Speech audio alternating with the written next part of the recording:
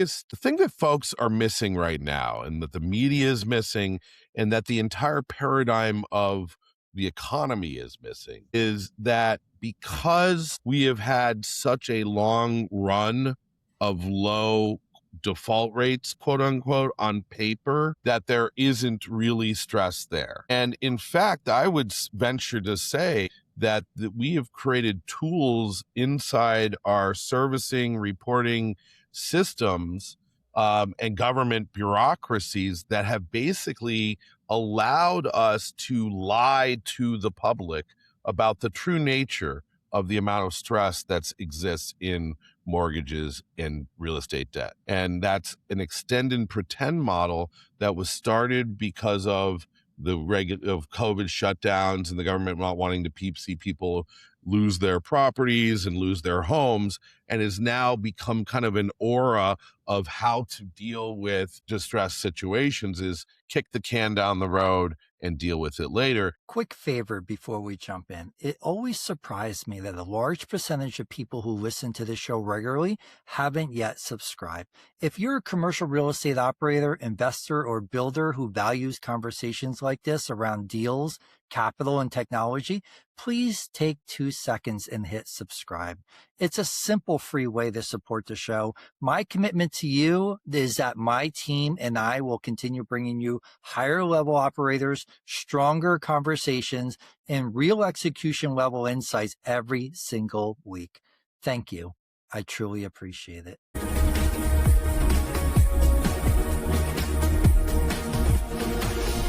Welcome back to the AI Edge podcast, a show where we sit down with operators, investors, and founders who use systems, smart technology, and disciplined execution to win in real markets. Today's guest is Bill Bymel, founder and CEO of First Lien Capital, a distressed mortgage investment platform focused on acquiring and resolving sub-performing and non-performing mortgages across residential and commercial real estate. Bill also founded First Lien Resolutions, a special situations advisory group serving banks and private lenders. He's also the host of Debt Doctor podcasts, plus the author of Win-Win's Revolution, an investor's insider's guide to investing in the secondary mortgage market. Bill's career word is resilience. And if you know this business, you already know why. Bill, welcome to the show. Great to be with you, Lewis. Thanks for having me. Thanks, Bill. We're excited to have you here. When someone asks you in real life, Bill, what do you do? How do you explain that? I try to keep it as simple as possible, because we are certainly in a niche area of the real estate and mortgage business, playing in underperforming, non-performing distressed debt situations or distressed real estate. So usually I'll keep it pretty simple for the layman folks, and I'll just say I manage a portfolio of mortgages and real estate across the country. When I really get into it more, is then I have to start explaining about the book and, and some of the stuff which I'm sure we'll get into here today. Excellent. You described your career in one word, resilience. What does that mean to you? And what did you have to push through to earn that word?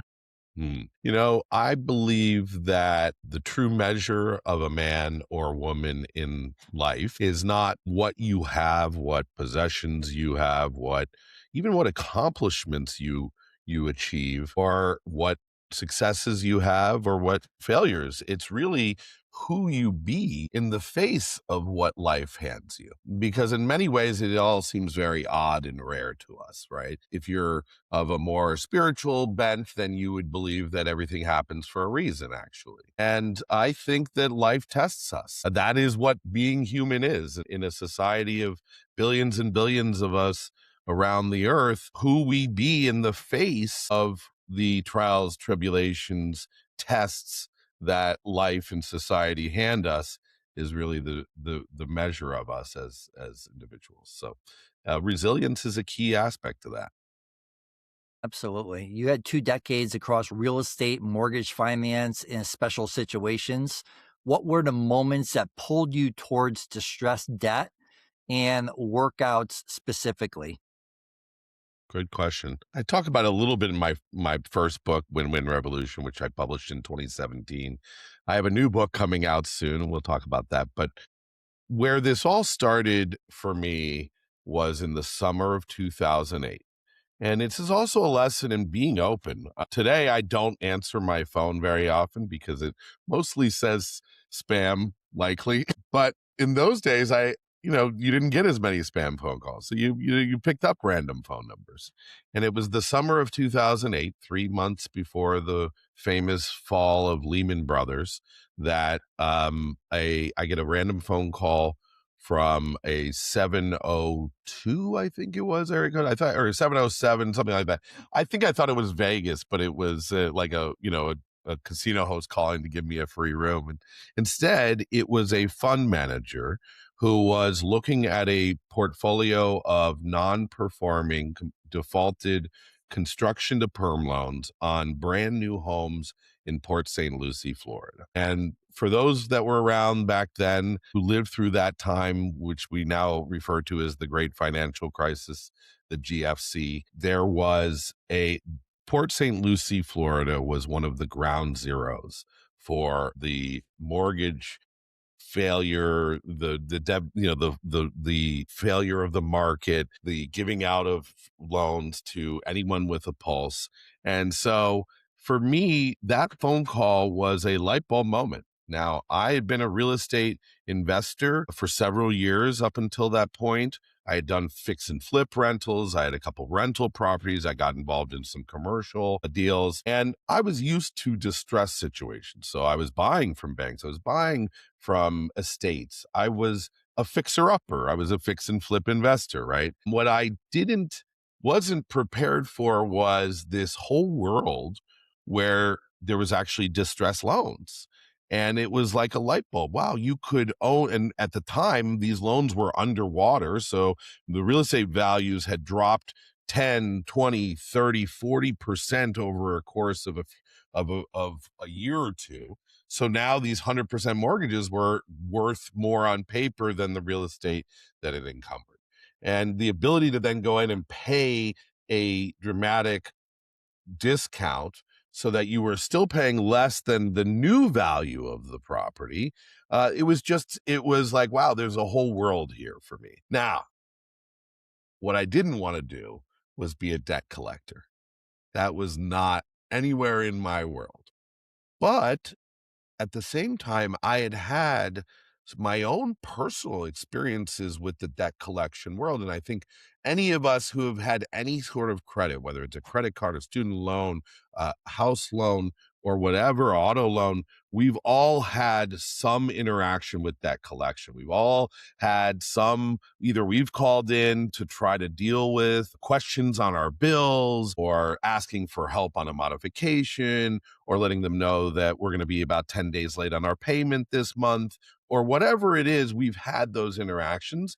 And at that point, I had some interactions of my own. I had one property that was upside down itself. So I had experiences with debt collectors, and I knew that was not a career I wanted to do. I also knew it was not a industry that necessarily was designed for personal interaction. And it was a very bureaucratic, compliance oriented business that wasn't very functional. And to this day, that's still the case. If you have an issue with a loan payment and you call your loan servicer, there's not a lot of sympathy there. There's not a lot of optionality there. We did go through a period of the reverse of that post COVID, because the government put in certain restrictions in collectability.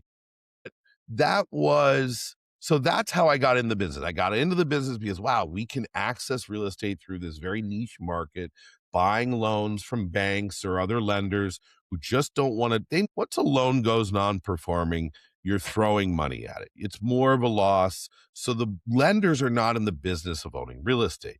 They like lending on real estate because it's a secure loan, but they don't want to take these properties back.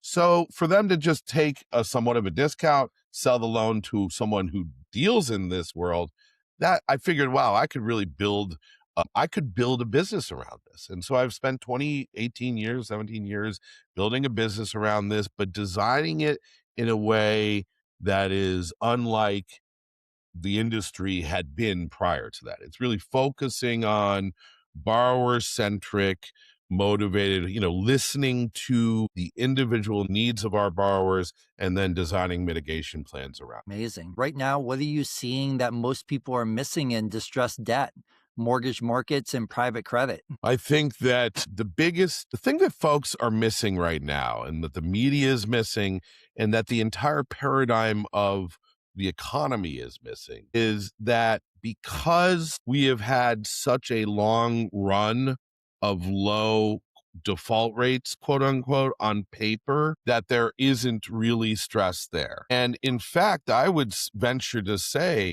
that we have created tools inside our servicing reporting systems, and government bureaucracies that have basically allowed us to lie to the public about the true nature of the amount of stress that exists in mortgages and real estate debt.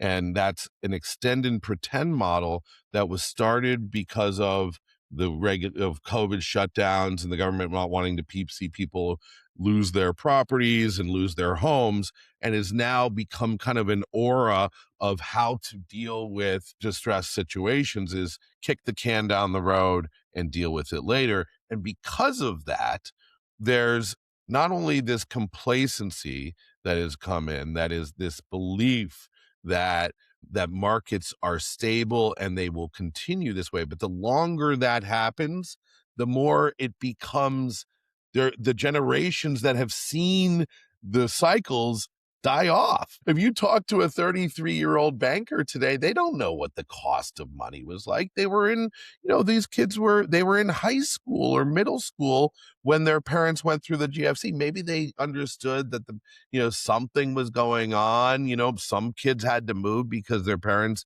lost their homes during the GFC, but the reality of that on an intellectual basis really doesn't exist. So you could be at Blackstone in private equity, or you could be at Bank of America. You're in your early 30s. You just don't have perspective. And so all of those things are really, really forcing this kind of blinders on aspect to the way we're looking at the economy and debt markets right now. You talk about extend and pretend, confidence, cash controls, maturity extensions. In plain English, why do lenders delay foreclosure? And what does that tell you about where we are in the cycle? Yeah, very good question. It's interesting because if you listen, like you and I were advocate, probably spend a lot of our time on the internet listening to folks and their opinions about real estate and the markets. And the stuff that gets attention is the hyperbole, right? So extend and pretend has become one of those words. And that is a bad word, and it's rightfully so. You have to call into question the reality of the system and the strength of the system, because this extend and pretend actions that are being taken by banks they are actually disguising the true nature of the credit markets.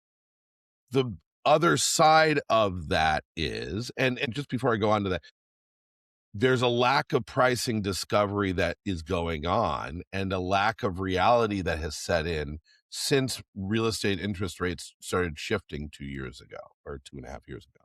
Okay, so now that reality is coming to bear. The extend and pretend, let's look at it from the banker's perspective. Um, you have two audiences to deal with. You have your borrowers, who in the case of bankers, in the majority of cases these days, are also depositors and clients of the bank. Most banks, especially in the CRE market, will not do major loans with you unless you deposit with them. It's really their way of getting more business, right? Then you also have the audience as a banker, of your bosses, the CEOs of the bank, and the shareholders of the bank. And the bosses don't want to see a rise of defaults. The shareholders don't want to see a rise in defaults. It's gonna weigh on the value of the bank. So, and since the GFC, since 2008, banks really saw that. They saw that, any bank that showed distress in their loan portfolios, usually got the wrath of the stock market, and the FDIC and regulators started coming down on it. So these guys are doing whatever they can to get that off their balance sheets. And after GFC, that's what they did with all the residential market. They moved all the loans out of the banks and, and went into private markets, and they got out of that. They held on to CRE because CRE was a safe risk, right? Office buildings for decades have been the safest loan a bank could ever give. And now, but no one ever saw COVID coming. So now it's an interesting situation. These bankers that had portfolios that were supposed to be the least risky assets, all of a sudden are now sitting on loans where their client, customer, borrowers are looking down the barrel of a totally different industry. They're looking at rising vacancies, decreasing rents, rising occupancy costs with insurance and taxes. All of that is squeezing these sponsor operators. And now the banker is looking at that like, well, what can I do to help them? And so that's where extend and pretend comes from. It comes from both sides. It comes from a borrower who doesn't want to see their property taken. The banks could very easily start enforcing a lot of what's going on. They're trying to prevent an avalanche scenario that breaks financial markets. Because if it all hits too quickly, you could see a major bank failure and you could start to see an avalanche that spirals out of control. So to defend the bankers on the extend and pretend, they do want to keep shareholders happy. They want to keep their bosses happy, keeping their books looking clean, and they don't want price discovery, because the minute that office building, that C office building in a suburb of Chicago, loses 80% of its value, that market, it will cascade onto the larger market. And then they're also trying to extend and pretend because they're trying to give their borrowers time to rent the properties out, come up with another plan. There's this white knuckling going on where people believe that interest rates will go down again. I don't think that's going to happen, and so to their defense, extend and pretend does a lot of good. It hasn't created an avalanche. Does disguise the reality of what's going on inside commercial, especially commercial real estate markets, right? What does that tell you about where we are in the cycle right now? We are probably, I mean, if you had to compare it, it would, you would have to say we've been kind of hovering around a 2007 moment for about 2 years now, right? It would look like we were gonna the interest rate shock of 2023, the move.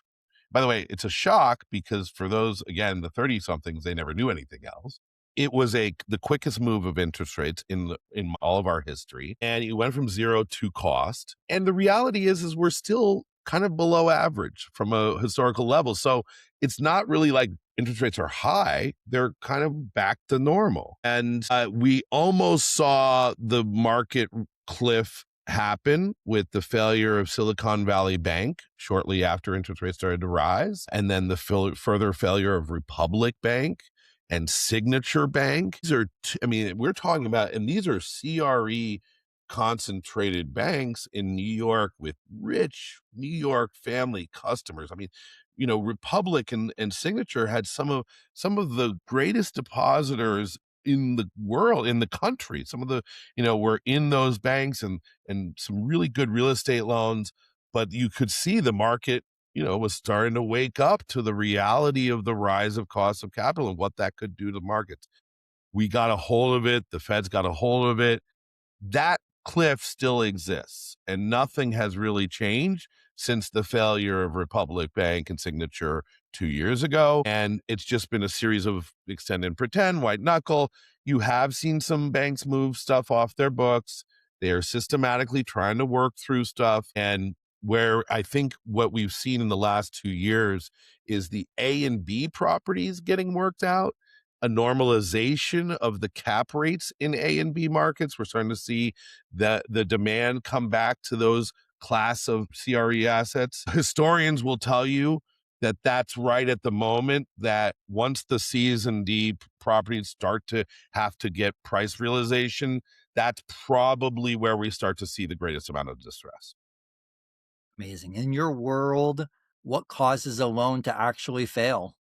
Is it economics? Is it communication? Process breakdown? Great questions. On the CRE side, it's really a numbers game more than anything. The reality is and I say commercial real estate loans or commercial loans on residential properties.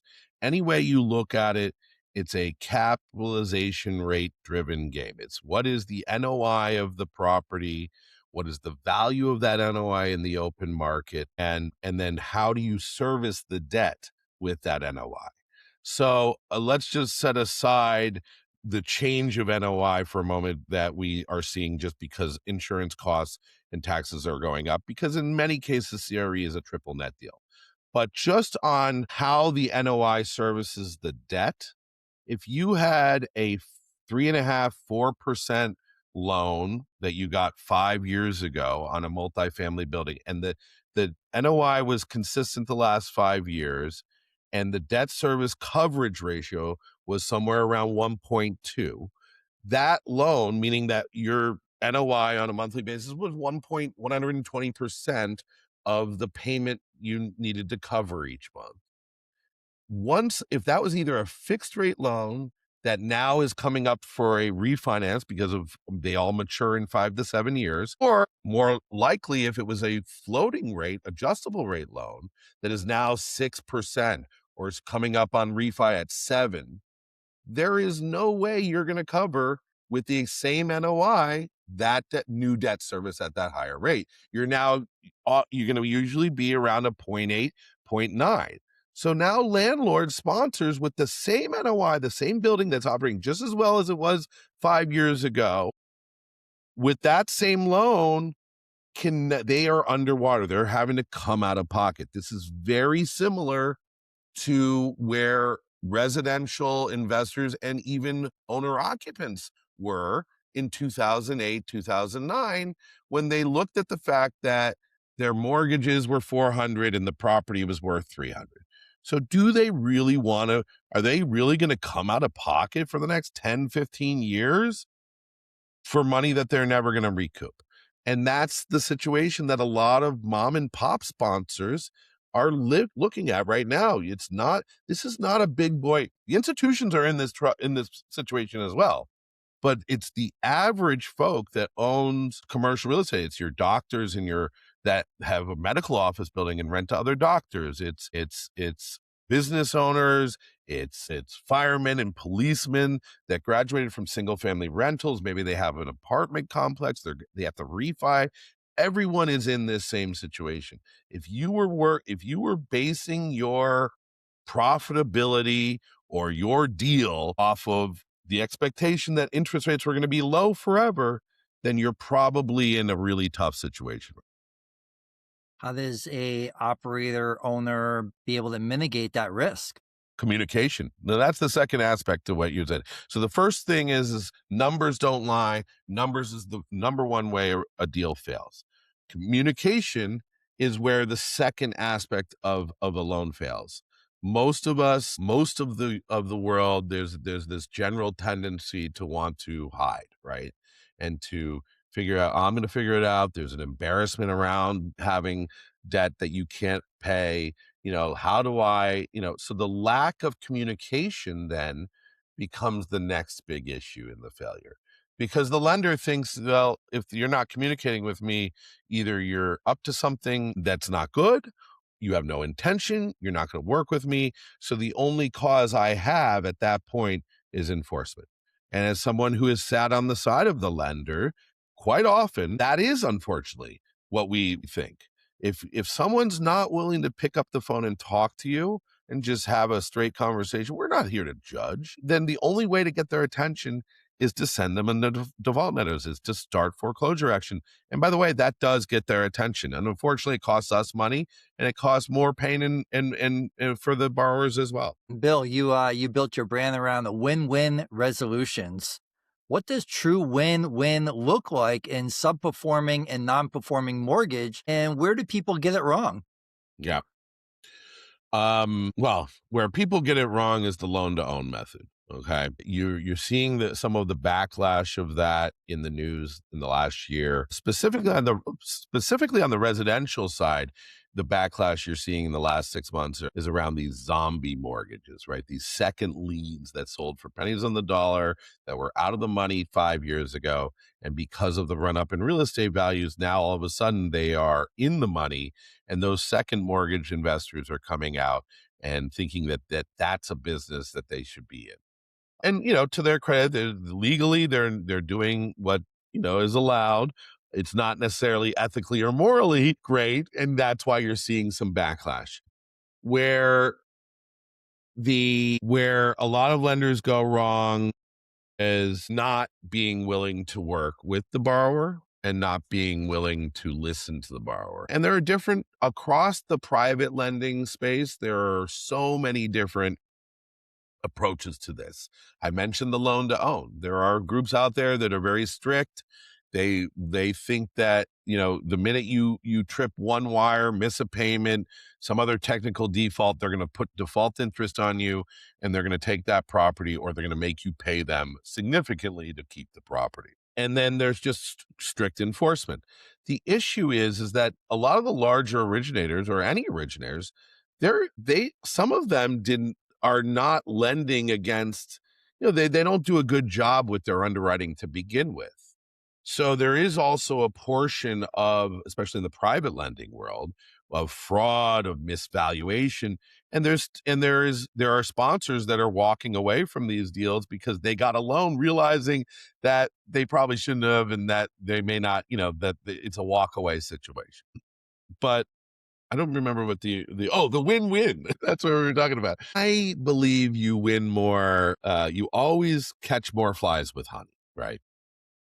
And like I said, I have never wanted to be in a debt collection business. I mean, at the same time, I believe that if you borrow money, you should pay it, right? And especially if you borrow a secured loan like a mortgage, then you have to expect that the collateral will have to be sacrificed.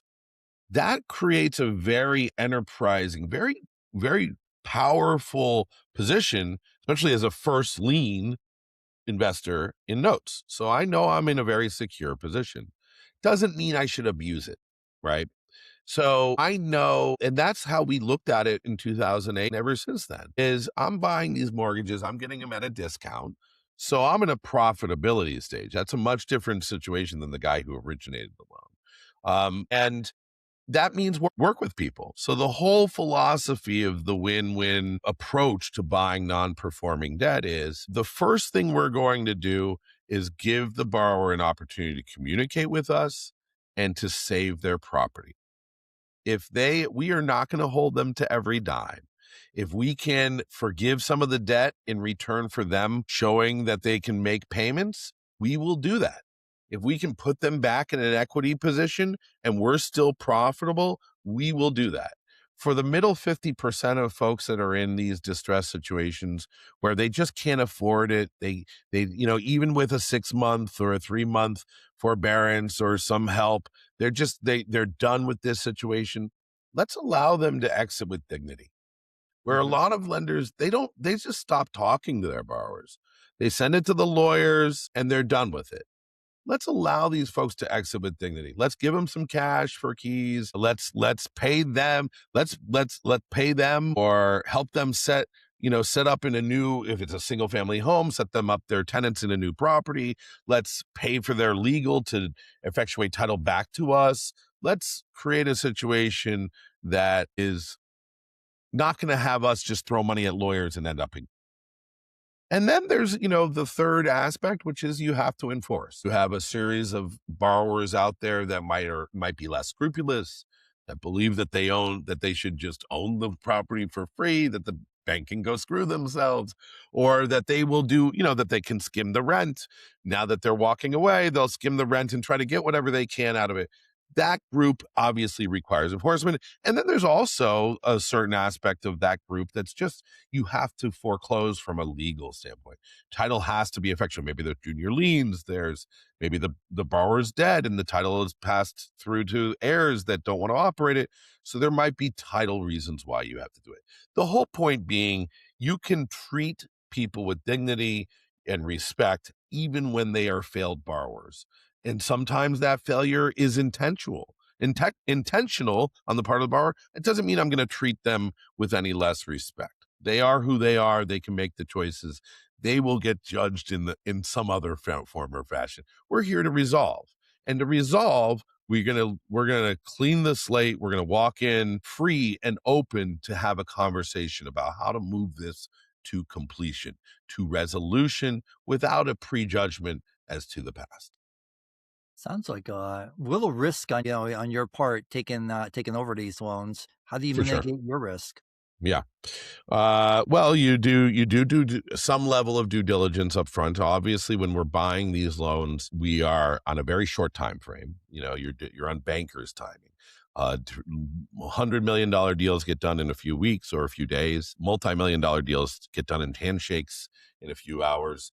And then you do have a period of due diligence, certain reps and warrants.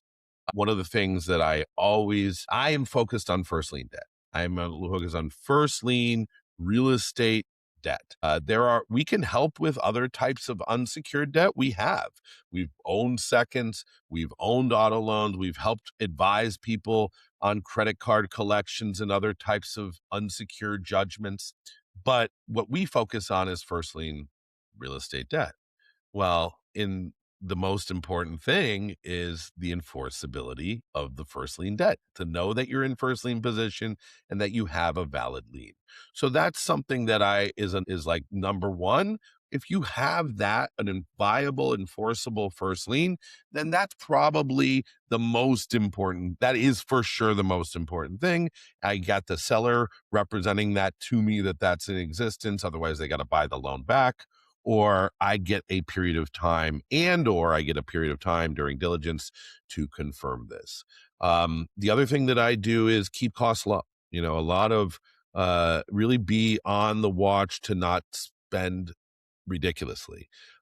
If you're a large institution, the reason it costs a bank or a large institution, they say, $40,000, $50,000 on average of lost costs to foreclose or enforce these loans, is because they're big bureaucracies. And then they hire preservation groups, they hire this and that, and they're paying lawyers, and everyone's getting paid by the hour. So keeping your costs low and only spending money when you have to, and spending money wisely.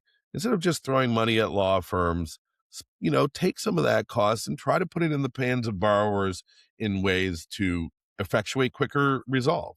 So those are the things that we do: is communicate with our borrowers, look for alternatives to spending money on legal and other just throwaway stuff that you're never going to recoup, and then make sure that you have a valid enforceable lien. Bill, can you share a real example where creative resolution protected capital, helped the borrower, and produced a better outcome than foreclosure? Well, we have many, many, many examples of that over the years. We're working with a gentleman right now in the Midwest, who owns a relatively new assisted living facility, and a beautiful facility. He really overdid it, right? He owns a nursing center next to it, and then he has this assisted living facility here. And it really, I mean, I guess if I ever had to put a relative in an ALF, I would want them in this facility. Like too much, right? Well, he also had a government loan that was based on a very low interest rate, that it was an upside down situation. I mean, the property's probably worth $5 million and the loan was 7, and so he stopped paying on the loan. It was government insured. We bought the loan from the government agency that owned it, and we got a very good deal on it. He's also fighting insurance battles. We could very easily just shut down. And this guy's while he's upside down, and he's obviously, if he were to pay the loan, he'd be putting more good money after bad, and that's why he made a business decision to stop paying the loan. But he also had millions of dollars invested in the deal too. So over the years, he had a real sentimental hook in it as well. So we made contact with him. He is cooperating with us to effectuate a consented judgment on the foreclosure, meaning that we will walk it through the court. I don't think there's any junior liens. There may be a couple of municipal things. We'll get a clean title back into our name, and we have agreed to sell him back the property at a discounted rate to what the loan was. So now we will still make money because we bought it for X. We'll sell it for maybe double that or whatever to him. But he is now getting a reset basis on the property. So that million or $500,000 or whatever he had of lost equity that he was going to lose out by just any investor coming in and just taking the property, we made a deal to help protect, to have him eventually somewhere in the future be able to recoup those losses by cooperating with us, put a few dollars in his pocket from the insurance claim. He's cooperating with us in that. We're getting the insurance money. We're getting a piece of that. We're getting him money. And we've agreed to sell him back the property about less than half of what he would have to do to pay the loan off in its current value. So this is a real life example we're working through today, where we are now a borrower who was was ready to walk away a year ago, literally did walk away a year ago, and has an opportunity to own their property back at half the cost of what the loan was, and we make a big win as well. That's amazing. Thank you for that example. That was incredible. What do struggling homeowners and borrowers usually misunderstand about the lender's decision process, and what should they do differently to create options? Well, it's an interesting time that we've lived through on the residential side of mortgages.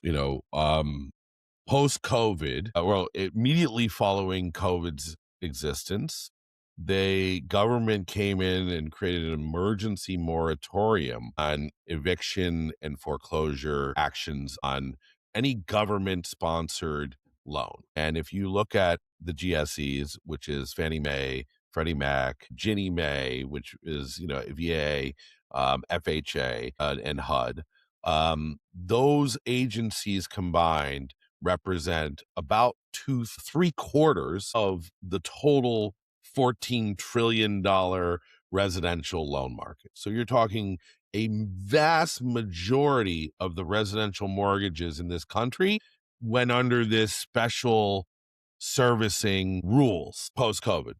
What people didn't, and what that allowed was anyone called their servicer and said, I've got COVID, I can't go to work. COVID has somehow impacted, maybe it impacted my wife's job, or, my boss, is being, whatever it is. All you had to do was call your servicer and say COVID, and they were allowed to not forgive your payments, but completely defer your payments. Take whatever payments you owed, they could take that, put it on the back of the loan, give you a modification, give you a forbearance, give you 90 days with no payments, give you 6 months with no payments, say, you know what, you're 6 months late, you know what, we'll reset you. There was every tool in the tool shed existed. What people don't realize is that still existed long after COVID had stopped becoming an issue. While COVID, like the world came back to life in 22, 23, those rules still existed until September 30th of last year. So in August of last year, you could have called up with a sniffly nose claiming you had COVID, and that could have been the sixth time you did it. By the way, you could have done this every single month the last 5 years. It wasn't just like a once a year thing. Anytime you came back to do this, so there's been people that have obviously figured this out and have been taking advantage of it. Thank gosh the most of us didn't, because the whole world would have stopped paying payments if they really wanted. But up until October 1st of 2025, those rules still applied to the vast majority of residential mortgages.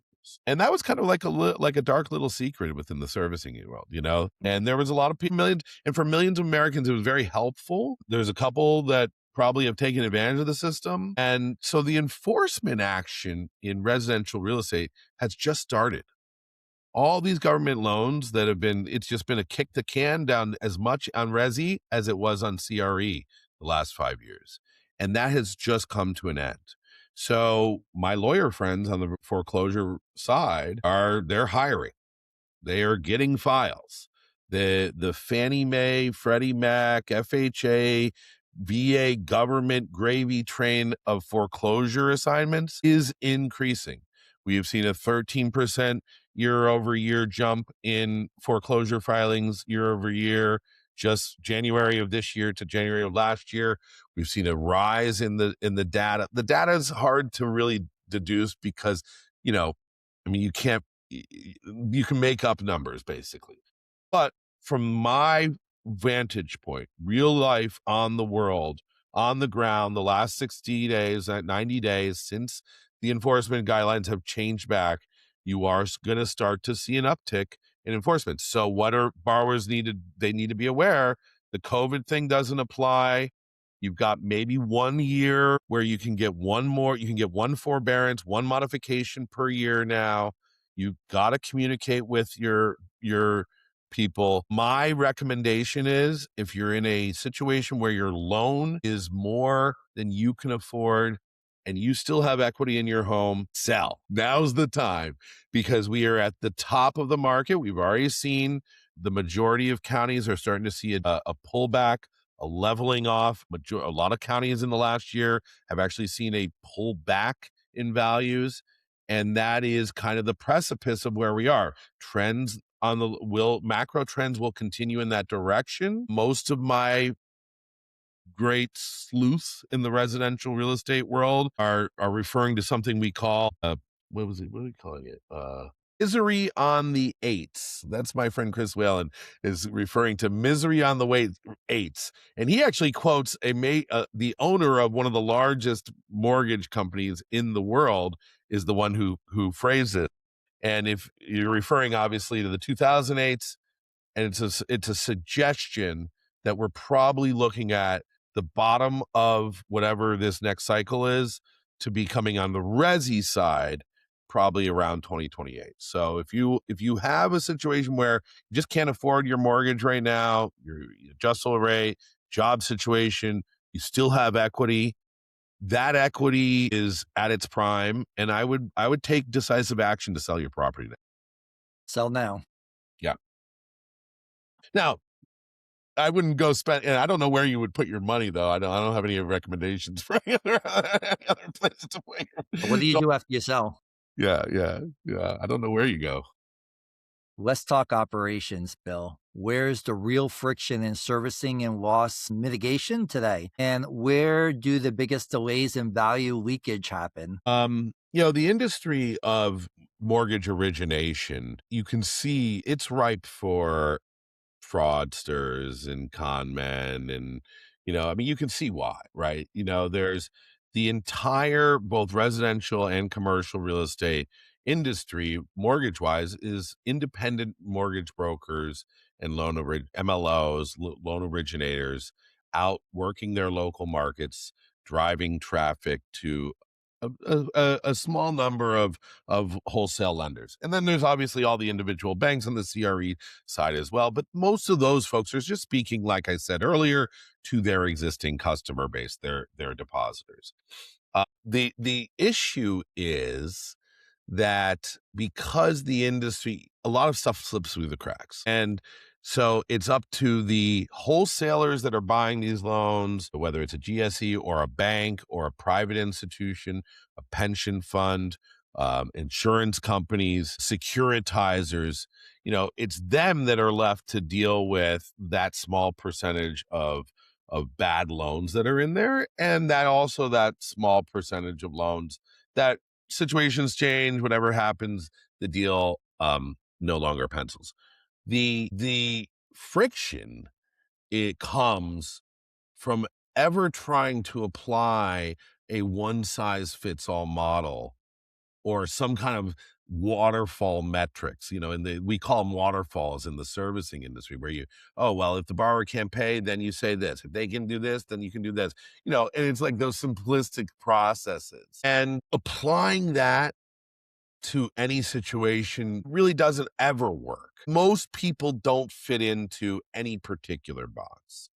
And obviously, I need 30 days. Can I just get a 30-day? Simple stuff in loan servicing you can take care of. Simple loss mitigation things, technicalities, technical defaults, things like that you can work with. But you've got to go look at the individual case. And so where all of this stuff really gets muddied up is by assuming that you can apply any set of standard application to a distressed loan and to a distressed loan situation. And in the case of real estate, especially commercial real estate loans or residential situations, it can get complicated. There could be mitigating factors, and there's no one size fits all that really applies.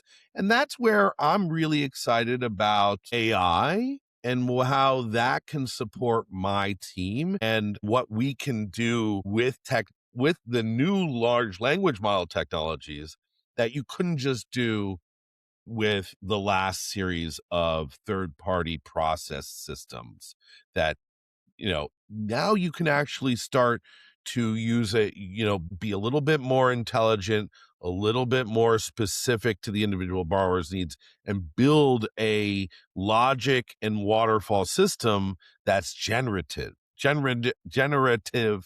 to the particular case of the borrower. That's where I'm excited about the future of our industry, and where I think where we're using AI to unlock our own knowledge and approach, and apply it to the specifics of each individual borrower. Now, how do you then do that and scale it? That still remains to be seen. And that's where the congestion lies, right? Amazing. This is the AI Edge podcast. So let's talk a little bit about AI now. Right? Perfect.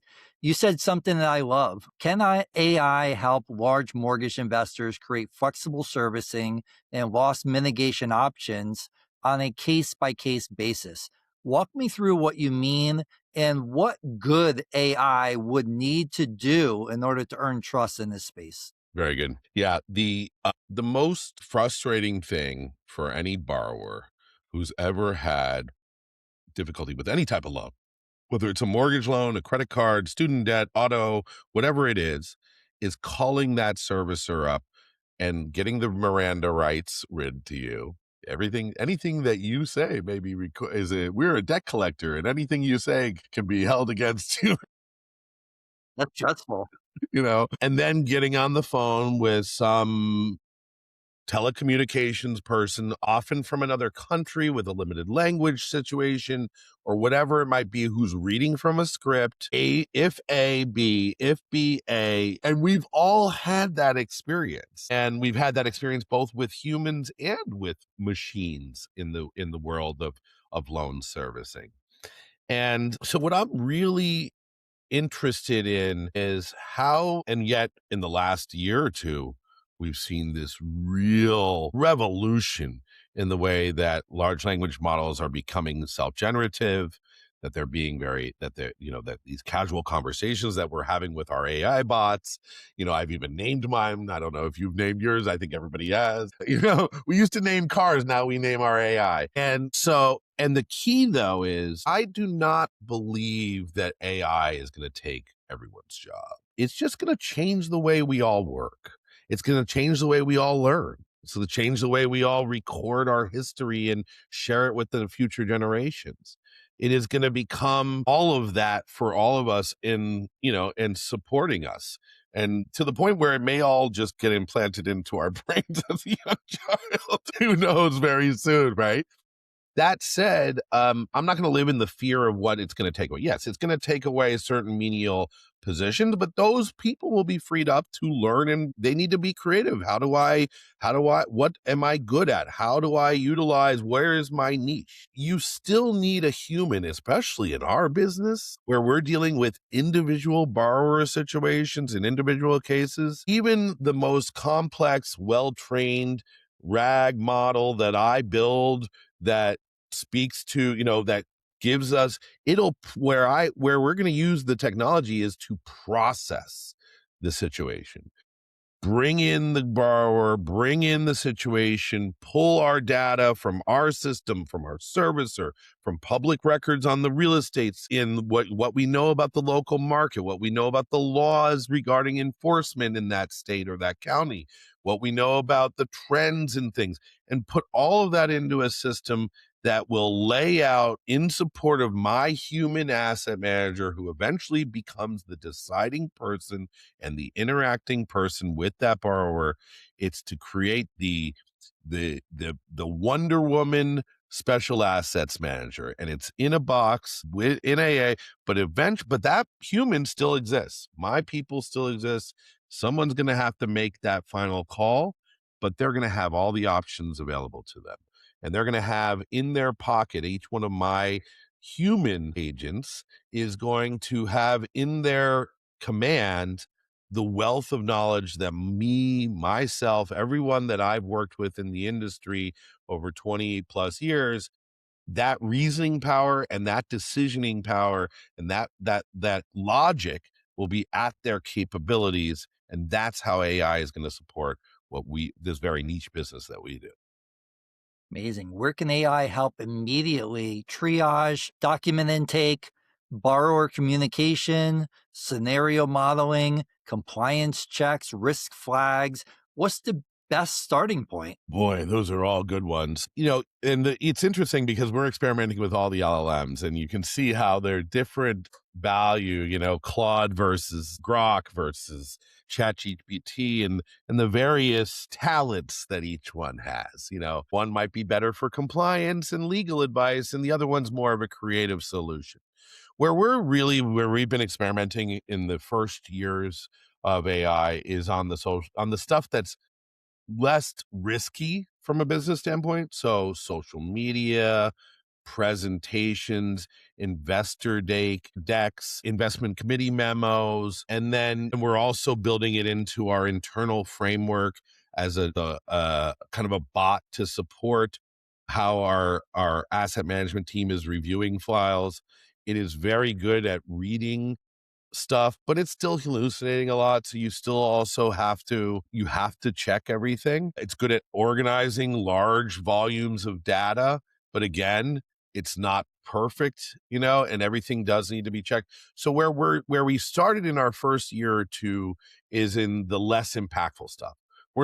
We are now just getting into the next phase, which is how is letting it hold our data and play with our data and store our data securely in a system that it can use to reference decisioning and whatnot. So that's kind of the next phase is really the implementation of the model of large language models in the modeling itself and in the deployment of our executable tasks. So, that we're in sort of communication with borrowers, communication with borrowers, vendors, lawyers, and servicers. Bill, where does AI become dangerous in this world? Bias, over automation, black box decisions, regulatory exposure, borrower harm. What are the real red lines? Yeah, it's a good question. I think in general, my experience with so far, we're really testing the borrower interaction side of it, because I think if anything, the large language models don't get emotional. The one thing you can do is you can train it to keep your emotions out of it. And humans we get triggered so easily. Emotional beings. Exactly. So, in terms of the risks, you risk obviously giving, when you're dealing with a borrower, having an AI agent interacting with that borrower and giving it false information is a very important, so the regulatory debt collection risks, those things are the last kind of aspect that you really want to touch, and where you really want to get into, giving AI too much autonomy in that regard. Non-personal information, we deal with a lot of private data, people's social security numbers, what they owe on things. This is all protected information. So our responsibility for housing that information securely, that's really important. And so there's a lot of risks that get run in terms of the security and control of the data, and then not giving too much autonomy to AI in terms of who it releases the data to, how it interprets that. And certainly, we're not giving it any non public information rights to communicate to outside parties at this point. Love it. If you could design the ideal stack, what stays human forever and what should be automated? Well, I love human interaction. And if anything, I'm the guy who has no problem with putting my phone down and not looking at electronics for a weekend. If anything, um, I'm not a scroller, like, I mean, it just doesn't, it gets me anxious. I would say that anything that takes us away from being creative and being the menial tasks of daily life or of business life. And I mean, I see this in my kids growing up. I've seen it in myself. A lot of us get distracted and spend so much of our time on things that don't either make us money or give us satisfaction and comfort and happiness in life, because we are taught to believe that these are things that we must do, that we should do, that paying our bills and cleaning our house and auditing, and doing our taxes and, and hunting for the best deal on this and, and doing the laundry and all these things are things we need to do to survive, right? We need our laundry done. But these are the tasks that I think are beyond, we don't need humans to do it. And we don't, and we distract ourselves as humans because we think, well, these are things that have to get done and I can't afford to pay anyone to do it, so I got to do it myself. And then it becomes a self-fulfilling prophecy that holds us back as entrepreneurs, businessmen, or even just regular individuals from either just doing the things we want to do. And that's really where AI is going to come. That's where AI can really create a very exciting new future for us, where all that menial stuff that's not going to make us money, that's just going to distract us, that's just going to, taxes, who wants to deal with that? Who wants to balance my checkbook? Not that anyone has a checkbook anymore, but you know what I mean? So all of that should be automated. And then it leaves us to go out and interact with people, or sit at home and create, or travel and see the world, or be with our families and the things that or build a new business or whatever it might be. So that's my ideal stack, is all the menial stuff. AI is going to take that over, and hopefully it doesn't make us lazy. It just makes us more creative and more fun. I love it. In the next 12 to 24 months, what changes most for investors and servicers who adopt better systems? What advantage will they gain? Well, you're going to be able to do more for your clients and your customers with less costs. The AI revolution is real. We are there's the early adopters, there's those who embrace it early enough to get on the gravy train. And then there's the majority of folks are just a little late to the party, but eventually get on the train. And we are certainly in the early adopters phase of this still. To think that we are behind in any regards is no way. I wish I had listened to my college best friend in the early dozens when he told me that podcasts would someday be a thing. We're late to the party, right? Yeah, that's the one thing we're late on, is the podcast thing, you and I. But the AI thing we're not late on. And we are just in the early stages of it all. And there's really a lot of opportunity that comes from it. You can either sit back and say, oh my gosh, it's too much and get overwhelmed by it, or choose to take this on and really just embrace the option, that the unknown that exists. I love it, Bill. Let's land this ship. Let's do a lightning round. You ready for this? Some quick hitters? All right. One KPI or metric you watch that signals trouble early. Well, I think that the jobs report that just came out, I think was pretty stunning. The worst jobs report from private industry in terms of hiring versus firing since January of 2009. So if that says something. What did that report say? Yeah, the numbers were really low, way below expectations.